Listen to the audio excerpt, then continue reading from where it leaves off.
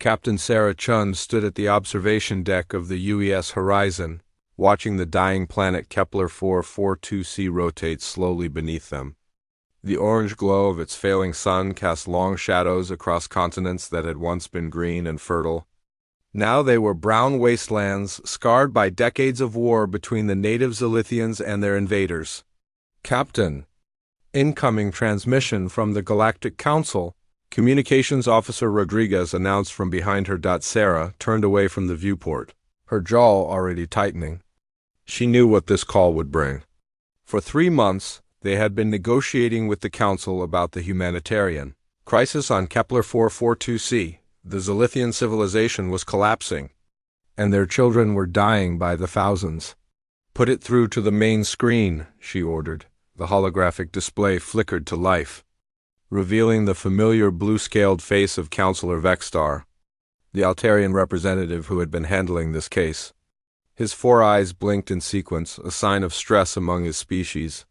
"Captain Chun," Vexstar began, his translator giving his words a mechanical tone. "The Council has reached a final decision regarding the Zilithian refugee situation." Sarah crossed her arms. "I'm listening." "The planet Kepler 442c will be quarantined effective immediately. No ships are permitted to enter or leave the system. The remaining population, including approximately 100,000 orphan children, will be left to their fate." The bridge fell silent. Sarah felt her heart skip a beat. "You can't be serious." "Those are children, Counselor. Innocent children who had nothing to do with this war." Vexstar's expression remained neutral.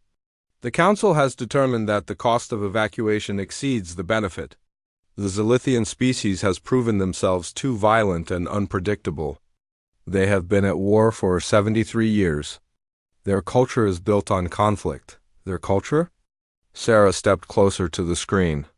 "We're talking about babies and toddlers who don't even understand what war means." "The risk assessment is clear," Vexstar continued. "Zilithian children mature rapidly and inherit their parents' aggressive tendencies. The Council projects that relocating them would only spread their violent nature to peaceful worlds." Dr. Marcus Webb, the ship's xenobiologist, moved to stand beside Sarah. "With respect, Counselor, that assessment is based on outdated data. My research shows that Zilithian aggression is learned behavior, not genetic. These children, if raised in peaceful environments, would pose no threat." Vexstar's 4 eyes focused on Dr. Webb. "Your research has been noted and rejected. The decision is final." Sarah felt rage building in her chest. "So you're condemning 100,000 children to death because you're afraid of what they might become?" "The needs of the many outweigh the needs of the few, Captain. This principle has guided the Galactic Council for 1,000 years." "That principle," Sarah said through gritted teeth, "is supposed to apply to protecting innocent lives, not abandoning them." Vexstar's image began to flicker. "Your ship has been ordered to withdraw from the Kepler 442 system immediately. Failure to comply will result in your court-martial." The transmission ended, leaving the bridge in heavy silence. Sarah stared at the blank screen, her mind racing. Around her, she could hear the quiet breathing of her crew, all waiting for her response. "Captain?" Rodriguez asked quietly. "What are our orders?" Sarah looked around at the faces of her crew. These were good people, humans who had joined the Galactic Federation to explore the stars and help others. She saw determination in their eyes and something else, the same anger she felt burning in her own chest. "How long until the quarantine goes into effect?" she asked. 48 hours, replied Lieutenant Commander Torres from the navigation station. Sarah nodded slowly. "And how long would it take to evacuate those children?" Dr. Webb cleared his throat. "If we used every available transport ship in the sector, working around the clock, maybe 72 hours. But Captain, we don't have authorization." "I didn't ask about authorization," Sarah interrupted. "I asked about feasibility." The bridge crew exchanged glances. They all understood what she was thinking, and the implications were staggering.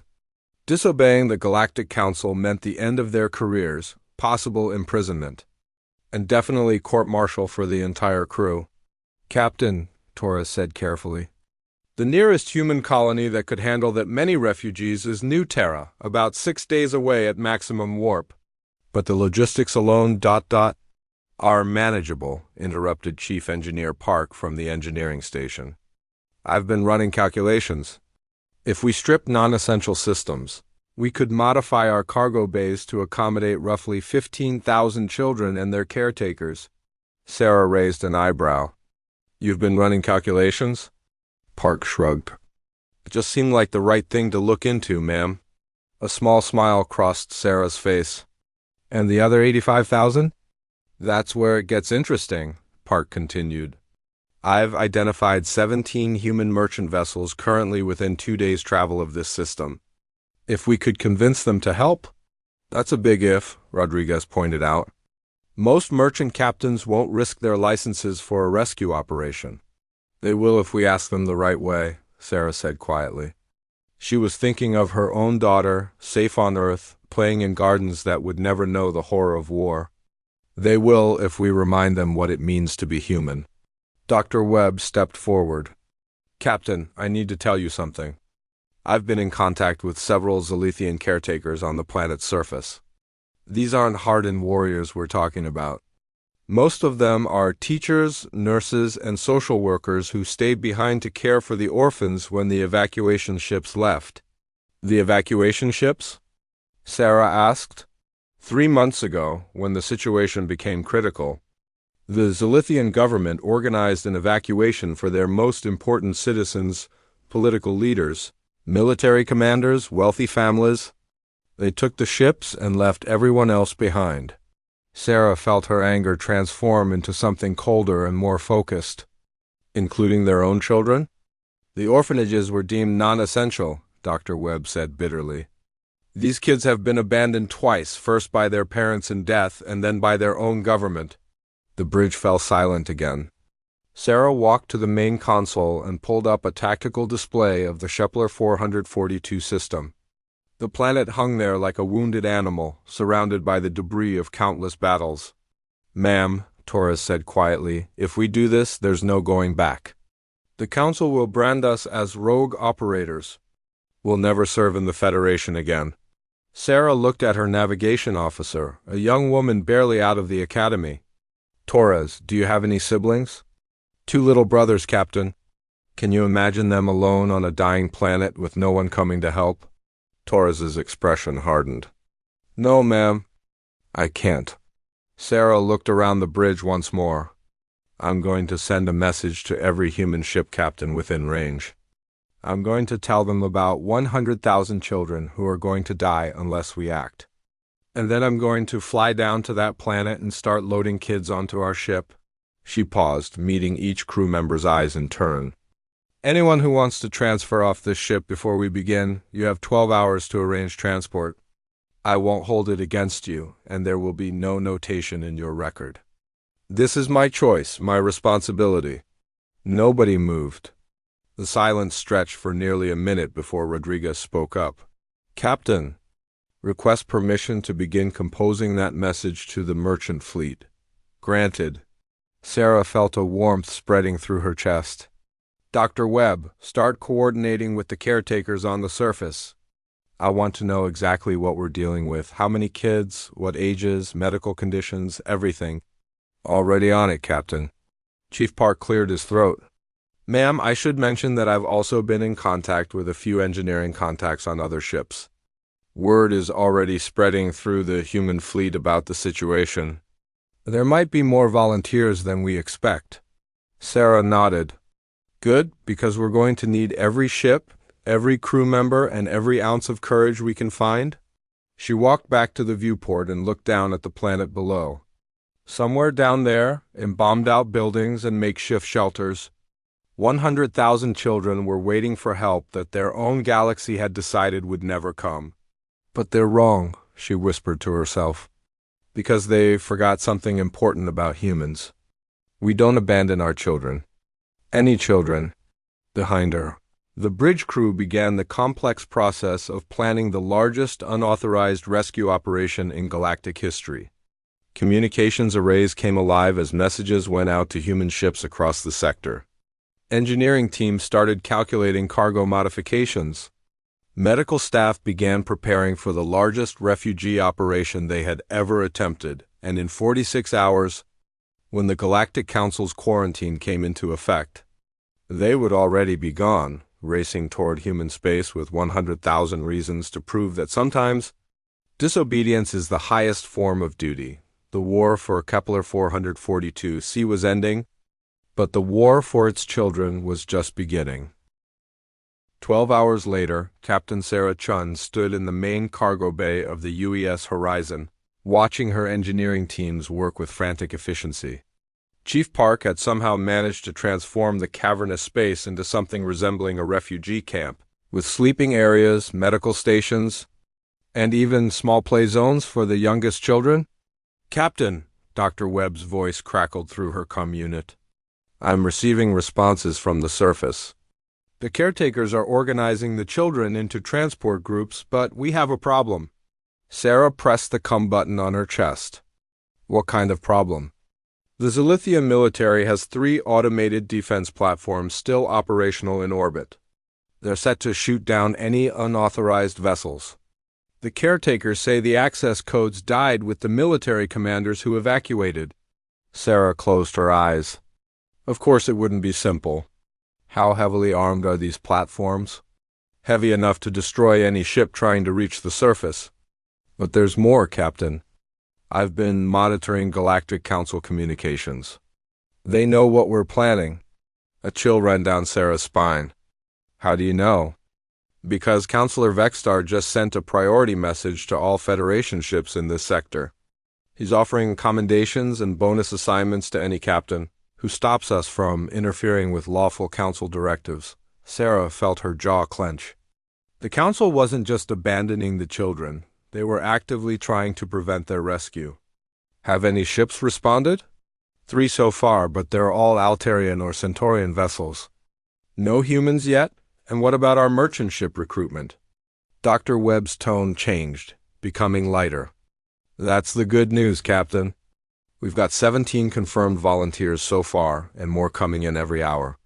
Captain Morrison of the cargo hauler Long Road says he can carry 8,000 kids if he strips his entire cargo bay.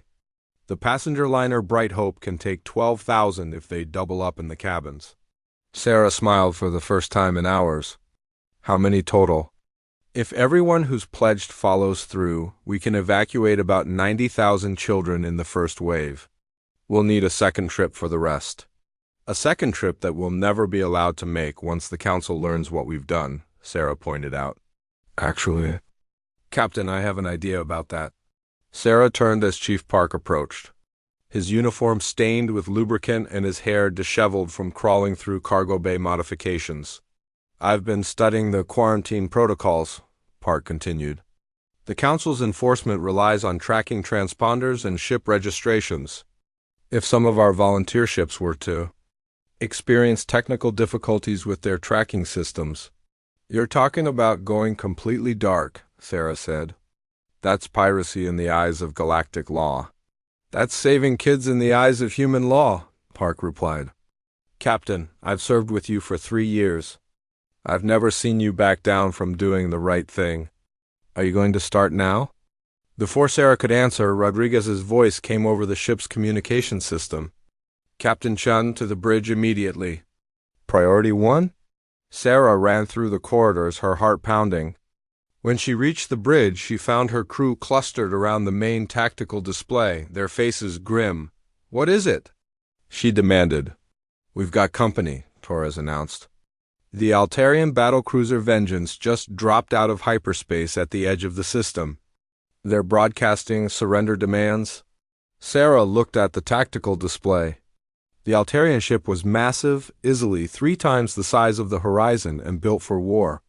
How long until they reach us? At their current speed, about 6 hours. And how long until our merchant volunteers arrive? The first wave gets here in 4 hours.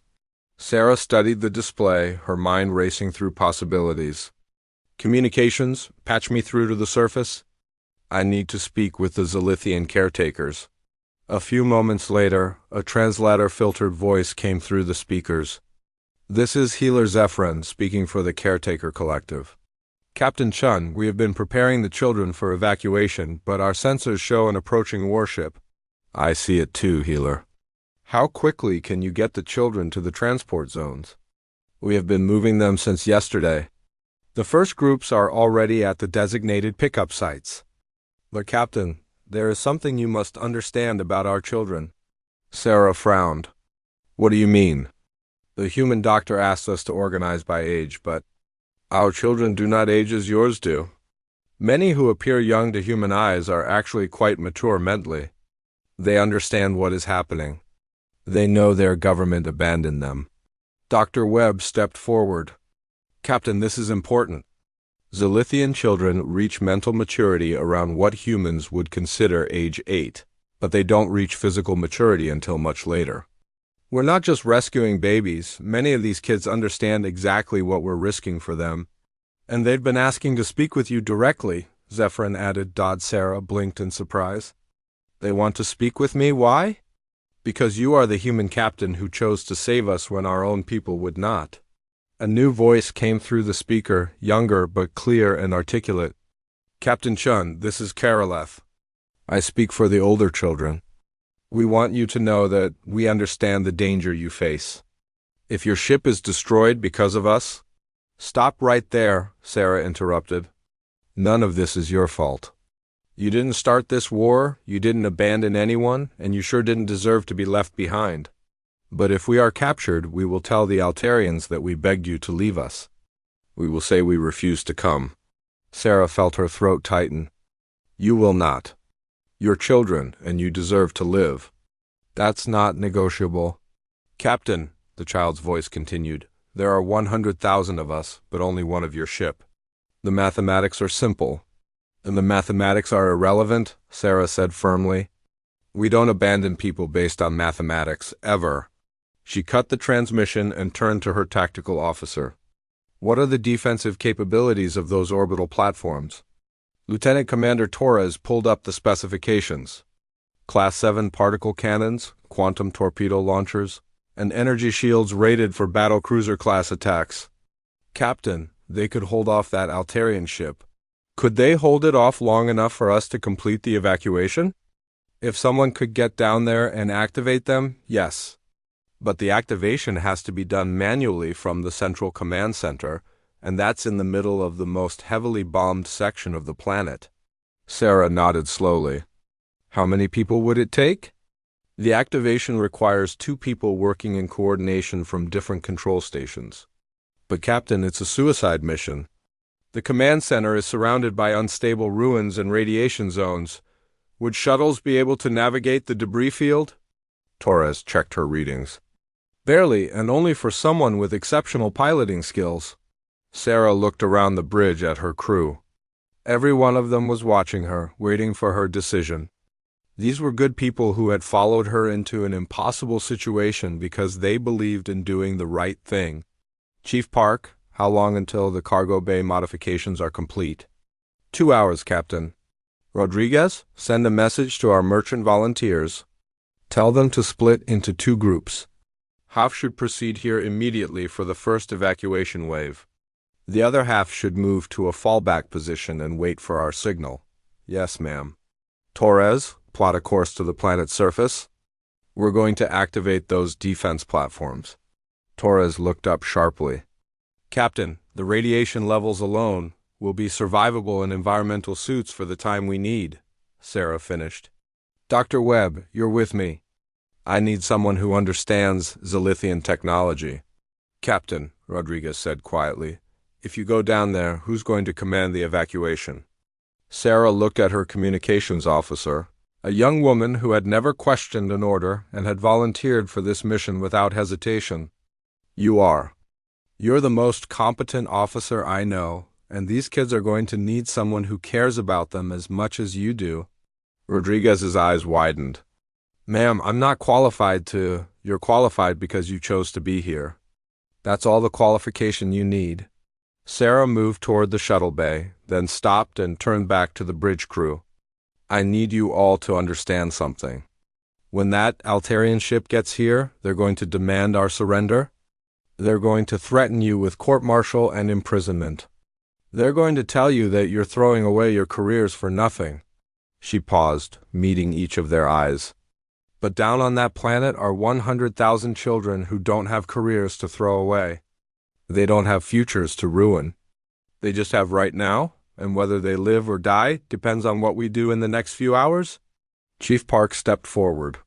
"Captain, we've known the stakes since the beginning. We're not backing down." "Neither am I," Dr. Webb added.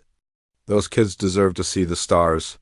As Sarah and Dr. Webb headed for the shuttle bay, Rodriguez's voice echoed through the ship's communication system. "All hands, this is Acting Captain Rodriguez. Prepare for immediate evacuation operations.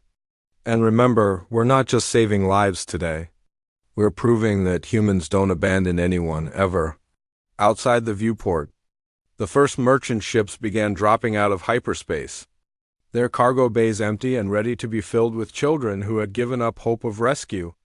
Behind them, still hours away, but the shuttle pierced through the atmosphere of Kepler 442c like a falling star, buffeted by wines that carried the ash of a dying civilization. Captain Sarah Chun gripped the control stick with white knuckles as she navigated between the twisted remains of orbital debris and the smoking hulks of crashed warships. "Radiation levels are climbing," Dr. Webb announced from the co-pilot seat, his voice tight with concern. "We've got maybe 40 minutes in environmental suits before we hit dangerous exposure levels." Sarah didn't take her eyes off the navigation display. "Then we better work fast." Below them, the planet's surface was a nightmare landscape of bombed cities and cratered wastelands, but scattered throughout the destruction. Sarah could see the evacuation sites, small clusters of lights where Zilithian caretakers had gathered the orphaned children, waiting for rescue ships that weren't supposed to come. There, Dr. Webb pointed to a heavily fortified structure jutting up from the ruins of what had once been the planetary capital. "The Orbital Defense Control Center. It looks like it took several direct hits, but the core structure is still intact."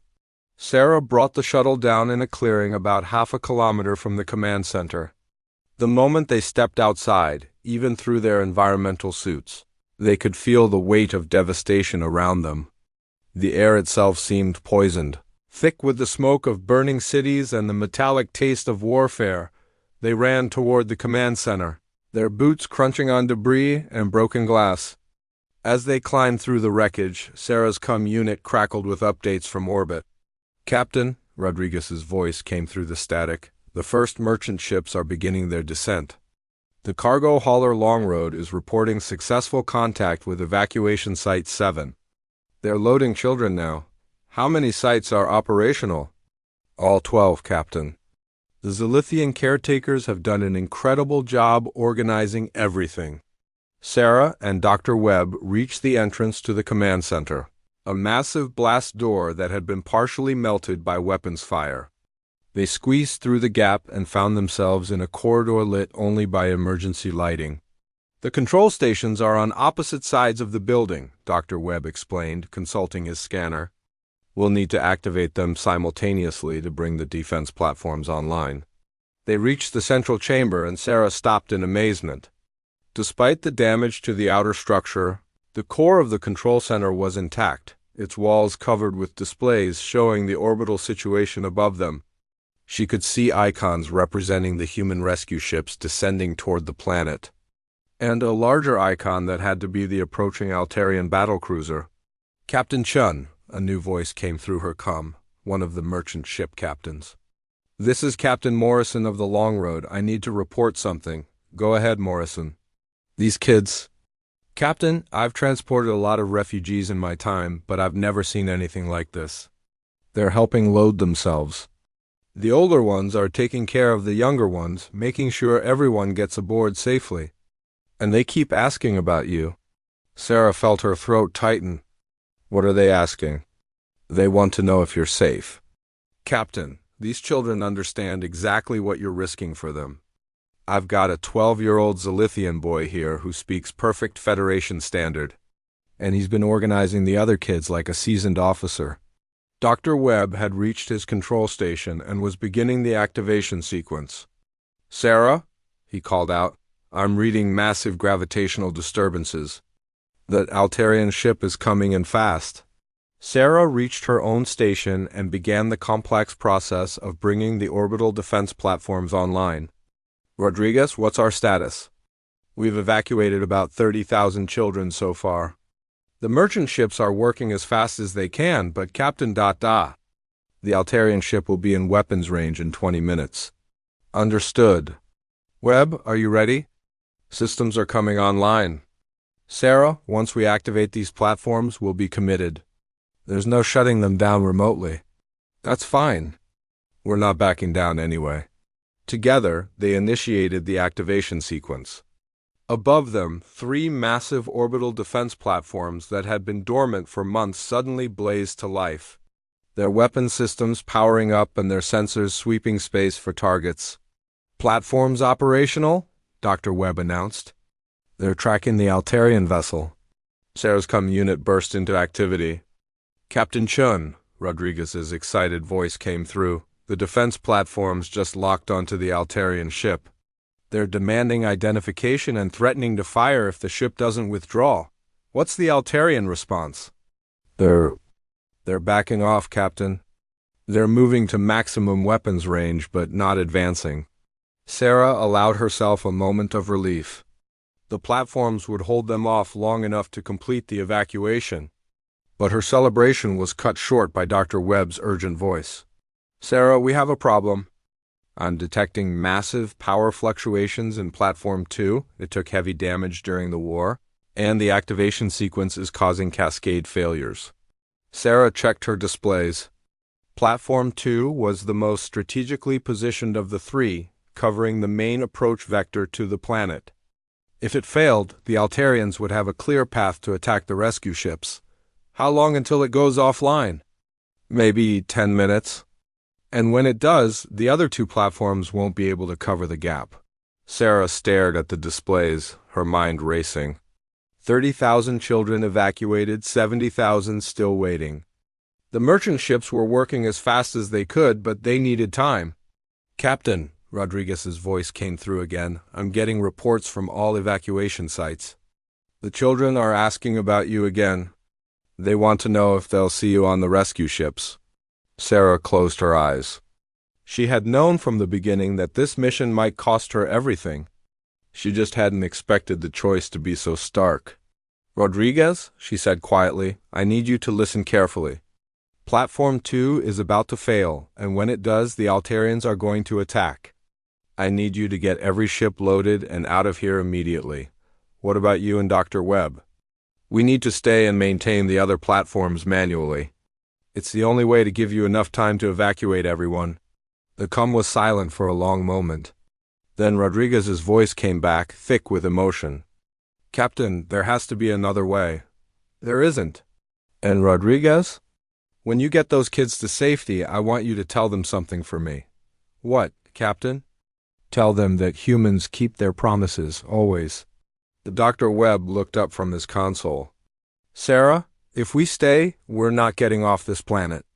The radiation levels are climbing, and when those platforms fail completely, I know." Sarah continued working at her station, her fingers flying over the controls. "Marcus, you don't have to stay. You've got a family back on Earth." "So do you," he pointed out. "And besides, someone needs to keep you from doing anything stupid." Sarah laughed despite herself. Too late for that. Above them, the rescue operation continued with desperate efficiency. The passenger liner Bright Hope reported a full load of 15,000 children and was beginning its ascent to orbit. 3 more cargo ships had completed their loads and were preparing for departure. But still, tens of thousands of children remained on the surface. "Platform 2 just went offline," Dr. Webb announced. "The Altarians are moving to attack position." Sarah watched the tactical display as the massive Altarian battlecruiser advanced toward the planet. But then something unexpected happened. New icons appeared on the display, more ships dropping out of hyperspace. "Captain," Rodriguez's voice was filled with amazement, "you need to see this." We've got incoming ships, but they're not Altarian. Who are they? Human ships, Captain. Lots of them. Military vessels from the Colonial Defense Force. Merchant ships from every human colony in this sector, even some private yachts. Captain, it looks like every human ship within 50 light years is converging on this system. Sarah stared at the display in disbelief. How many? I count 47 ships so far, with more arriving every minute. Dr. Webb looked over at her, grinning despite their desperate situation. Looks like word got out about what we were doing. Sarah's unit crackled with a new voice, authoritative and familiar. UES Horizon, this is Admiral Harrison of the Colonial Defense Force aboard the CDF Invincible. Captain Chun, you've caused quite a stir. Sarah's heart skipped. Admiral Harrison was a legend in the Colonial Defense Force, a man who had never lost a battle and never abandoned a mission. Admiral, sir, I can explain. No explanation needed, Captain. We monitored your communications with the Galactic Council. Every human captain in this sector heard your message about those kids.